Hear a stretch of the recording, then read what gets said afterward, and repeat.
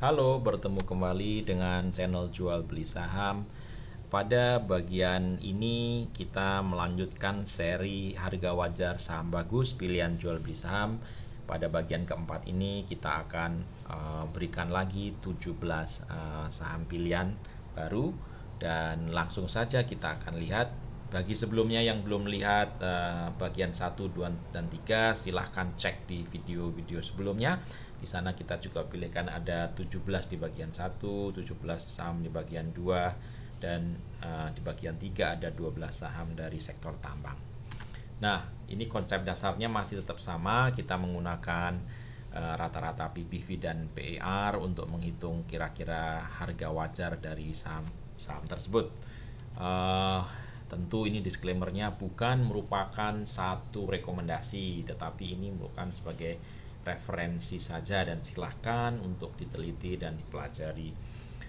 Mungkin perhitungannya tidak selalu cocok, dan ini perlu direview secara berkala karena begitu ada laporan finansial atau laporan keuangan yang baru, kita harus masukkan angkanya sehingga akan mendapatkan mungkin harga yang baru. Nah, siapakah 17 saham tersebut?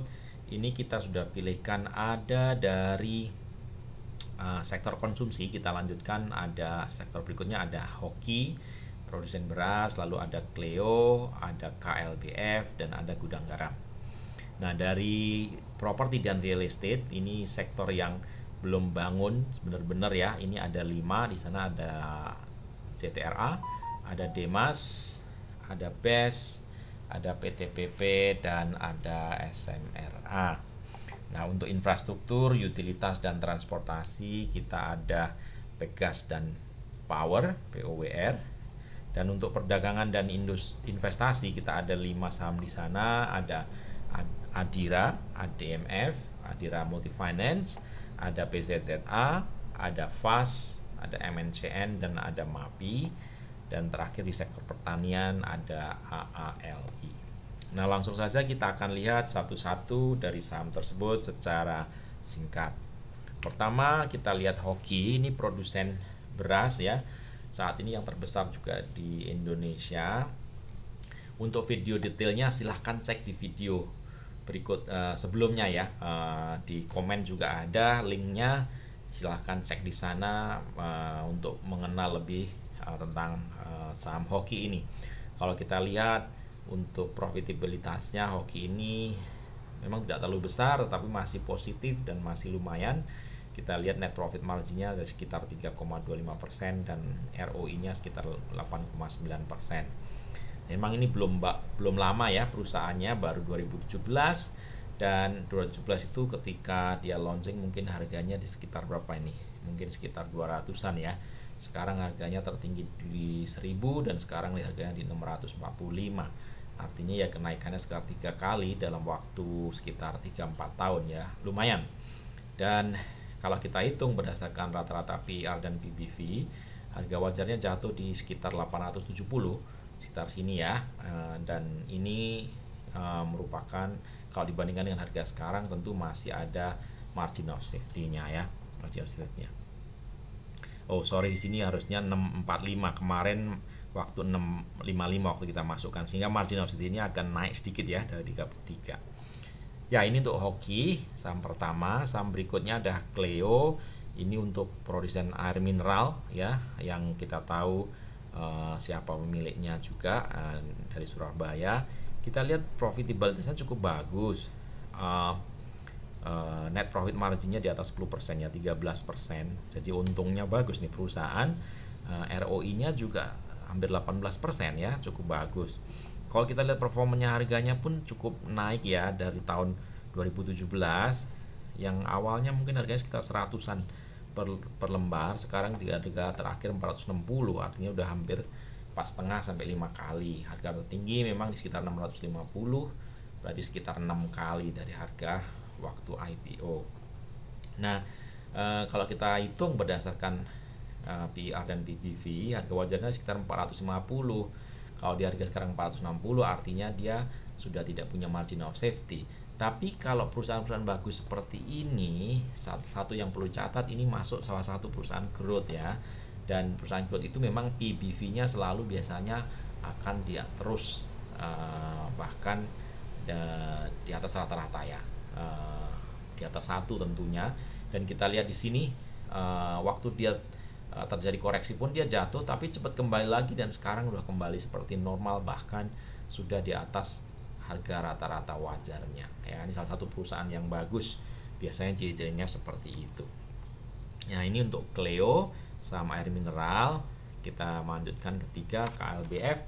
Tentu ini tidak asing, merupakan saham farmasi yang merupakan masih hubungannya dengan pemerintah ya, BUMN ya. Kalau kita lihat untuk profitability-nya cukup bagus, net profit margin juga di atas 10% ya, gross profit marginnya juga bagus di atas 40% dan 45%, dan ROI-nya 16,28%. Kita lihat historicalnya cukup bagus ya ini, bahkan nih kalaupun terjadi koreksi juga kembalinya cepat juga, ini cukup bagus. Sehingga kalau kita hitung berdasarkan rata-rata PER dan PBV, harga wajarnya itu sekitar 1900 ya, di atas ini sedikit ya, 1900. Dan kalau kita bandingkan dengan harga sekarang, berarti masih ada sekitar 26% margin of safety. Nah, ini perusahaan farmasi yang salah satu farmasi yang terkenal ya, dengan fundamentalnya cukup bagus. Berikutnya kita lihat gudang garam. Tentu tidak asing, perusahaan rokok ini merupakan perusahaan rokok mungkin yang kapitalisasi pasarnya nomor 2 ya, setelah HM Sampurna. Dan kita lihat dia performanya biasanya rokok-rokok ini juga cukup bagus ya, profitabilitasnya cukup bagus dan sebagainya. Dan kita lihat harganya pun dulu mungkin baru berapa ini, sekitar 10.000 di tahun 2009 ya. Sekarang di 2020 tertingginya bisa sampai 100.000, dan sekarang harganya baru 47.000 ya. Jadi kenaikannya memang sekitar 4 kali sampai 10 kali ya di harga tertingginya. Dan kalau kita hitung berdasarkan rata-rata harga PER dan PBV, harga wajarnya harusnya sekitar 100.000, sehingga ada margin of safety-nya cukup besar ya, di 118%. Cuma memang tentu salah satu faktornya adalah yang sering kita dengar adalah tentang pajak itu sendiri ya. Kemarin pemerintah begitu menaikkan cukai daripada rokok, perusahaan-perusahaan rokok itu baik HM Sampurna maupun gudang garam turun cukup lumayan ya. Ini yang perlu kita juga perhatikan. Nah, berikutnya masuk saham properti. Yang pertama adalah sahamnya Ciputra ya, ini CTRA. Kalau kita lihat performanya untuk net profit margin sebelumnya masih bagus di atas 10%, dan ROI-nya sekitar 4,8%. Tapi kemarin untuk earning before tax marginnya cukup negatif ya, terakhir itu. Memang untuk saham properti ini belum benar-benar bangkit karena situasi ini, sehingga daya beli pun orang juga masih wait and see ya, jadi belum benar-benar kembali. Tetapi CTRA ini juga banyak membangun perumahan menengah ke bawah, sehingga sebetulnya terdampaknya dia agak list atau masih lumayan ya dibandingkan dengan properti yang membangun misalkan mid and high ya, jadi mid to high class gitu ya. Nah, kalau kita lihat performanya cukup bagus ya, dan ini dari harganya ya. Dan kalau kita hitung berdasarkan PER dan PBV, harga wajarnya itu di sekitar 1.300-an, sekitar di sini ya kita lihat. Nah, artinya itu masih ada margin of safety 114.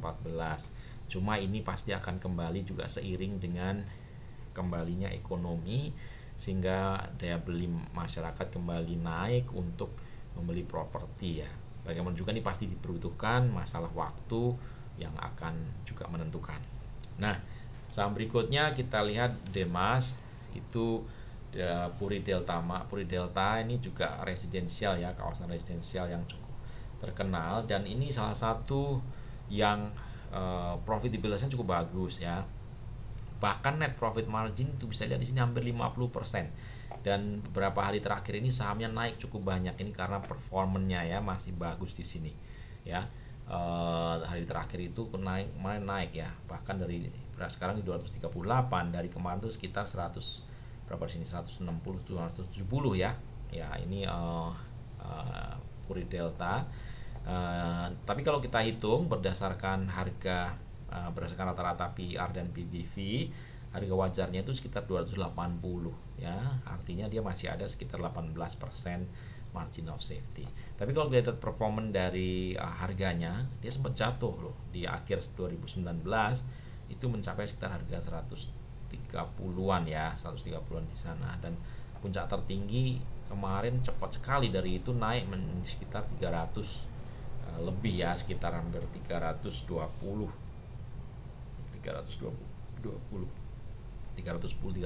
ya di sana, sehingga kenaikan cukup tinggi ini. Nah ini saham kedua dari properti Demas. Berikutnya BEST atau BES, ini Bekasi Fajar, merupakan kawasan industri ya. Kawasan industri kalau dilihat performa terakhir kurang bagus ya, net profitnya malah turun ya, sehingga itu mempengaruhi kinerja dari harga perusahaannya jatuh. Nah ini kita lihat dia turun-turun terus. Nah ini memang dipengaruhi oleh gimana dia menghasilkan revenue atau profitnya ya, terutama di masa sulit ini memang dia tidak berhasil ya mendapatkan keuntungan dari perusahaan sehingga sahamnya jatuh. Tapi ke ekonomi kembali dan industri kembali dan BES ini mendapatkan juga momentum dari sana. Ini kalau ini kembali profit, ini akan kembali. Kita lihat dia tertingginya bisa sampai 1000, sekarang di 128, berarti jatuhnya udah hampir 80-90% ya. Dan ini kalau kembali kepada normal artinya potensinya sekitar bisa 9-10 kali ya. Jadi kalau kita hitung memang harga wajarnya kalau kita berdasarkan rata-rata PR PBV itu di sekitar 385. Tetapi kalau kita bandingkan dengan harga sekarang ya berarti marginnya cukup besar ya. Cuman memang sekali lagi ini mohon dicek lalu diperhatikan bagaimana dia bisa mengembalikan revenue maupun profitabilitas dari perusahaan ini, terutama pada masa sekarang dan mungkin setelah masa Covid itu sendiri ya. Ya ini dari saham ketiga dari properti. Selanjutnya PTPP, ini juga tidak asing. Ini induknya jadi PTRO, PT Persero ya. Ini masih ada hubungan dengan BUMN juga. Memang secara gross profit margin tidak terlalu besar, bahkan cuma hampir 10%, dan net profit marginnya pun kecil ya terakhir ya ini ya. Bahkan EBIT earning before tax marginnya negatif ya, dengan return on equity 0,49%. Tapi memang kita lihat performance peaknya itu justru saat kita perusahaan ini benar-benar banyak-banyaknya dia mendapatkan proyek dan pembangunan 2015-2017, sahamnya bisa mencapai 4.000, sementara sekarang tuh sahamnya di sekitar 995, artinya turunnya sudah hampir ini 75% ya, 3/4-nya. Dan kalau naik berarti potensinya kembali ke 4.000, tetapi kita perlu lihat bagaimana kedepannya PTP ini mengembalikan proyek-proyeknya baik secara revenue maupun profitabilitas ya. Nah itu PTPP. Berikutnya adalah SMRA atau Sumarekon, ini juga terkenal dengan perusahaan properti yang mengembangkan residential dan beserta fasilitasnya, dan terkenal berhasil membuat satu semacam istilahnya apa itu new town ya, atau kota-kota baru, seperti di Sumarekon ada di Serpong, lalu ada di Bekasi juga ada, udah bikin juga di Kerawang mulai gitu ya. Kalau kita lihat profitabilitasnya cukup bagus, gross profitnya bisa sampai 50% ya. Cuman kalau kita lihat net profitnya sekitar 3,56% dan ROI-nya 2%. Kita lihat kalau performanya memang waktu krisis biasanya terkendala. Kita lihat 2008-2009 sahamnya memang jatuh juga ya. Itu 2009 juga masih jatuh tuh. Tapi ketika ekonomi mulai kembali, dia naik lagi. Kita lihat di sini mungkin 2009 harganya mungkin cuma 100-an ya. 100 kurang malah ya. Sekarang tertingginya itu 2015 ya, itu bisa sampai 1.800 ya, 1.800. Artinya itu bisa 18 kali ya. Dan begitu ekonomi turun lagi, terakhir itu hanya di 615. Nah, kalau kita hitung berdasarkan rata-rata PER dan PBV, harga wajarnya di sekitar 1067, artinya ada margin of safety sekitar 73%. Nah, itu saham dari properti dari SMRA. Berikutnya kita masuk ke perusahaan utilitas infrastruktur. Ada transportasi. Yang pertama adalah Pegas. Pegas ini juga perusahaan BUMN ya. Kalau lihat profitabilitasnya cukup bagus, bahkan operating profitnya sekitar hampir 19% lebih, gross profit sekitar 33%, dan net profit marginnya itu sekitar 5,46%, ROI-nya 7,35%, dan kita lihat performanya cukup bagus sampai 2014-2015 ya, lalu turun lagi. Nah, ini memang perusahaan ini salah satu faktor yang perlu diperhatikan adalah dipengaruhi oleh naik turunnya harga gas ya, komoditi gas itu sendiri ya, sehingga kalau harga gas itu nantinya juga naik, ini juga akan mendorong kenaikan daripada saham ini. Nah, performanya awalnya bagus ya, sekarang turun, dan ini mendominasi untuk gas di Indonesia ya, jadi ini potensinya masih cukup besar.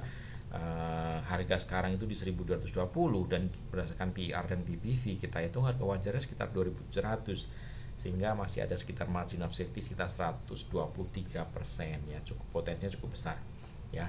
Perlu diperhatikan bagaimana perkembangan harga itu sendiri, tapi untuk long term saya kira ini cukup bagus karena dia perusahaan yang mendominasi untuk kebutuhan gas di Indonesia ya. Ini nomor 10, kita lanjut nomor 11, itu perusahaan power POWR ya. Ini penyedia listrik ya, untuk kawasan industri. Kita lihat sebetulnya untuk profitabilitasnya cukup bagus, maksudnya di gross profitnya aja di sekitar 40% ya. Cuman terakhir itu memang net profitnya masih kecil ya, 2,49%, dan ROI-nya hampir cuma 2%. Dan sahamnya cukup jatuh cukup lama ya, cukup banyak ya. Itu dari harga 1.500 terakhir itu cuman di harga berapa ini ya, sekitar mungkin 590 ya, 590, artinya berarti ini yang cukup turunnya lumayan ya, 60% ya. Nah, di satu sisi potensinya cukup bagus ya, karena ini masih murah sekali kalau harganya ya, dengan perusahaan yang profitabilitasnya cukup bagus ya. Nah, sehingga kalau kita hitung itu harga wajarnya di 1195, untuk harga sekarang 595 itu ada margin of safety sekitar 101%. Itu saham POWR. Kita lanjut, berikutnya ADMF, itu Adira Finance Multifinance. Ini perusahaan pembiayaan ya, yang salah satu terkenal. Kita lihat profitabilitasnya cukup bagus, bahkan dia net profit margin bisa di atas 20% ya, cukup bagus. ROI-nya juga cukup bagus, tapi harganya juga naik turun ya. 2016 itu sempat turun ya harganya. Terakhir kemarin juga terkena dampaknya dan mencoba naik, tapi baru sampai level 7.900, dimana harga tertingginya bisa mencapai berapa nih, 13-an ribu ya, 13-an ribu di sana, 13.000 lebih. Nah, sehingga kalau kita hitung berdasarkan PR dan PBV, harga wajar sekitar 13.000, berarti ini harga kembalinya ya, puncaknya ini. Berarti di sana masih ada margin of safety sekitar 88%.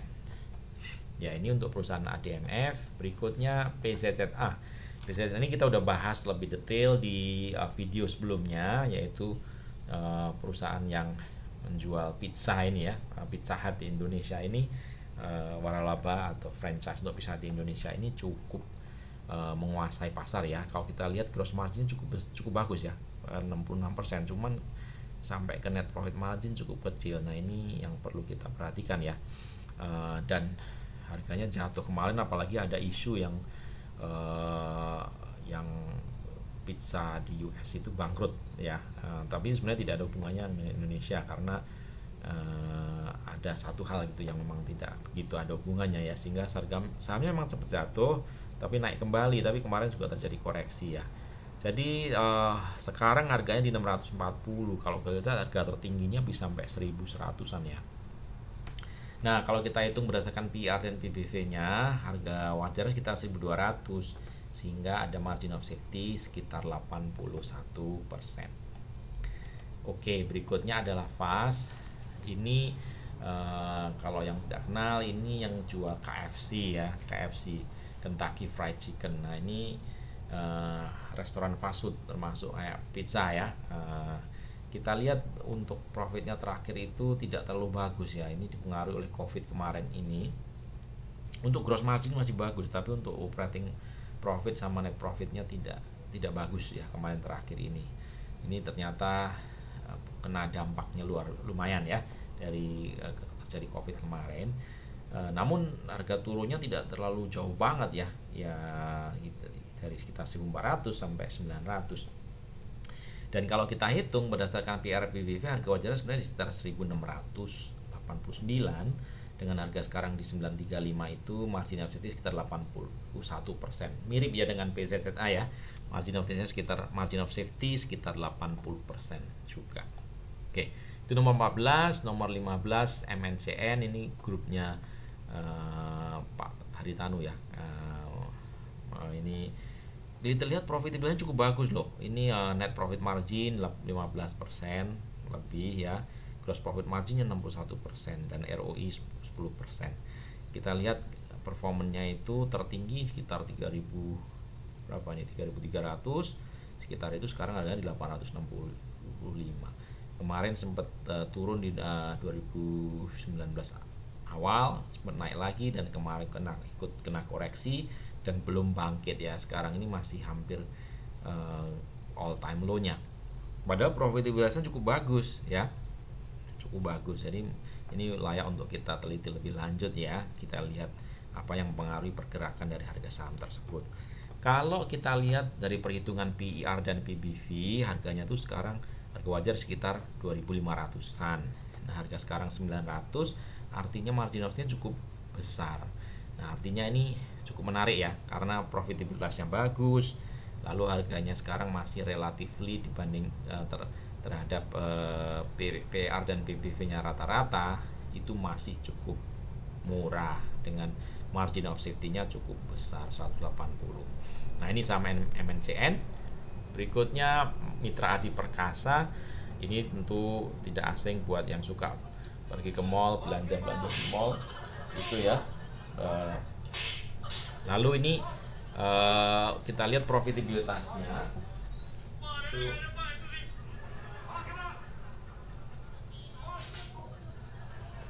Profitabilitasnya kalau kita lihat tidak terlalu bagus terakhir ini ya. Tidak terlalu bagus terakhir ini. Kalau kita lihat di sana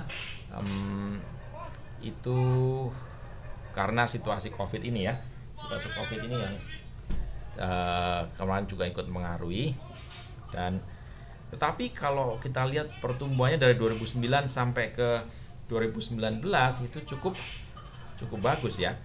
Ya, cukup bagus di sana pertumbuhannya. Kemarin sempat koreksi dan naik tapi belum bisa kembali naik. Dan ini kalau ini bertumbuh terus, sebenarnya perusahaan cukup bagus ya, dan marketnya cukup besar di Indonesia, ini bisa kembali dan mungkin menjadi lebih besar. Dilihat dari harga wajarnya, itu kita hitung sekitar 1.800 dengan harga sekarang 700, artinya margin of safety sekitar 161%. Nah, ini Mitra Adi Perkasa. Terakhir ini saham dari sektor pertanian, Astra Agro Lestari, tentu produsen dari crude palm oil ya. Kita lihat profitabilitasnya cukup bagus, net profit marginnya juga bagus, return on equity juga bagus ya. Cuman memang saham ini dipengaruhi oleh harga crude palm oil atau harga kelapa sawit ya, minyak kelapa sawit ya. Ini dan sebenarnya sektor ini cukup mendapatkan angin segar dengan diproduksinya bahan bakar dari minyak kelapa sawit ya oleh pemerintah, sehingga ini cukup membawa angin segar. Cuman kita masih akan melihat bagaimana perkembangannya nantinya, dan termasuk bagaimana si AAL ini mengambil kesempatan atau dari rencana pemerintah tersebut ya. Kemarin sahamnya cukup naik ya, setelah kemarin ambil all time low-nya, sekarang terakhir di 9.300. Nah, harga wajarnya itu kita hitung berdasarkan rata-rata PER dan PBV sekitar 15.000, sehingga kita punya margin of safety sekitar 70%. Nah, itu dia 17 saham yang kita berikan pada kesempatan kali ini. Silahkan teman-teman kalau komen, kalau itu ini berguna dan memang silahkan teliti lebih lanjut lagi, dan semoga ini bisa menjadi acuan atau menambah untuk wawasan buat kita untuk saham-saham yang kita amati ya sebelum kita mengambil keputusan. Terima kasih sudah boleh nonton sampai di sini.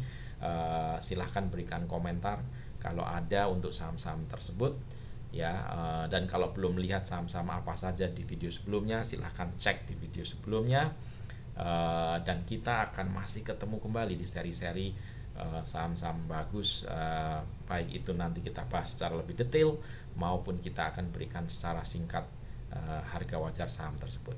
Sampai di sini, sampai bertemu kembali di video selanjutnya, dan jangan lupa berikan dukungan dengan subscribe, like, atau share dari video ini.